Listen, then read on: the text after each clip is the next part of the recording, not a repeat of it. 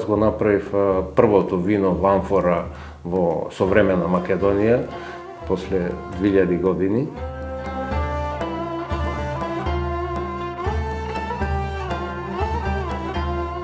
Како ќе правиме дегустација на гостиве, кажам, заближите, затворете ги очите и сега ќе почувствувате каков бил вкусот и мирисот на виното пред 2000 години.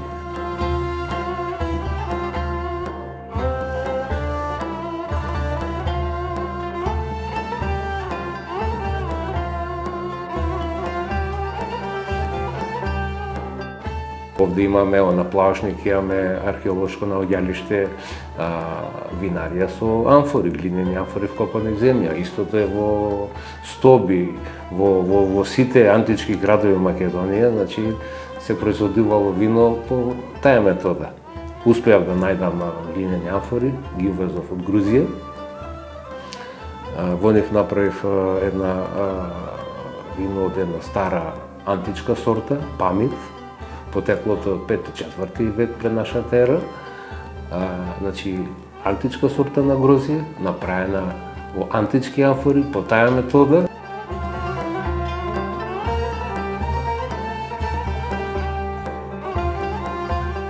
Во моментот, значи во минатото, имало секаде и да речеме античкиот свет производители на такви питоси.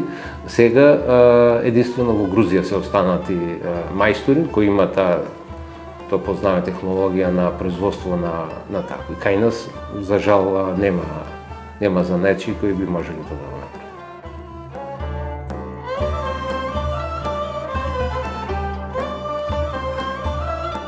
Неколку месеци размислував, имав и ноќни мори како да ги донесам овдека и неколку пати сум кај што само што сум ги донесол, ја монтирам, ја ставам фората и се крши паѓа. Ама така, добро, најдов со една обична приколка, така успеав таму преку овие сиве да ги донесам овде и да ги монтирам.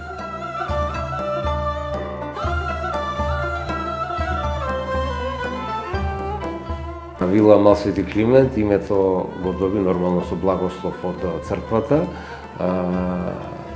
Према црквичето наспроти влезот од вилата, црквичката Мал Свети Климент, која датира од 14 век. Овде кај што се име ова просторија повеќе од 150 години вински подрум. Одма позади нас, одната ова карпа е ѕидот од тврдина, Самуилова тврдина. Така да секој дел од ова диши со историја.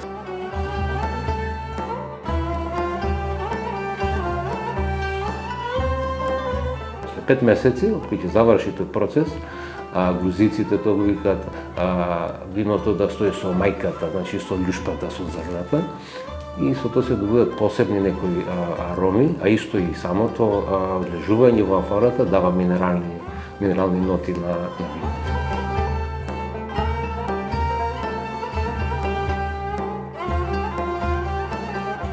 За време на ферментацијата, ја секој ден, 2 пати, од саба или навечер, ја мешав комината, значи да не остане горе да се исуши и да фатит бактерии, него стално да е влажно и полека со тек на времето да си паѓа на дното. Значи во питосов, долу е на дното е комината, а горе е чистото вино.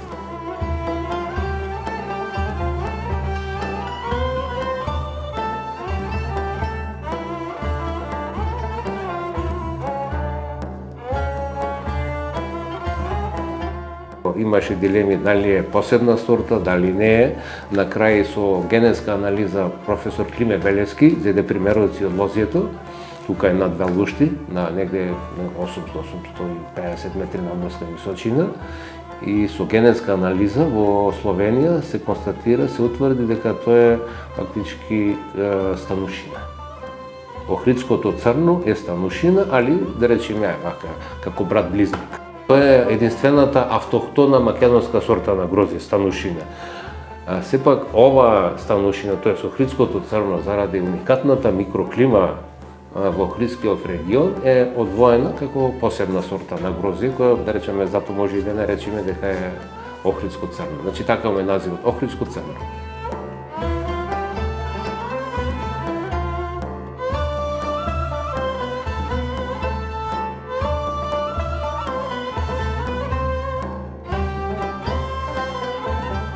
заради уникатната охридска микроклима. Ние сме високо во планина, значи на 700 метри надморска височина, а имаме многу блага клима. Значи летата не се многу топли, а и зимите не се многу хладни.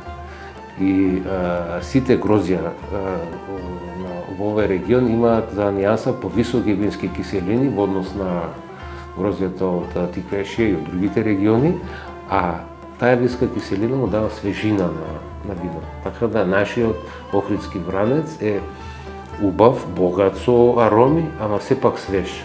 Значи во сите вина се рефлектира уникатната микроклима.